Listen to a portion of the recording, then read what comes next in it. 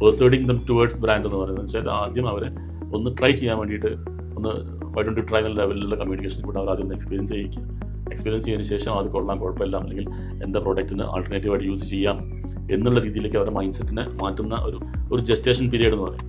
ആ പീരീഡ് എന്ന് പറയുകയാണെന്നുണ്ടെങ്കിൽ എന്താണ്, ആ പീരീഡിനുള്ളിലാണ് ആ ബ്രാൻഡിൻ്റെ ഒരു എവല്യൂഷൻ അല്ലെങ്കിൽ ആ ബ്രാൻഡിൻ്റെ ഒരു പരിണാമം നടക്കുന്നത്.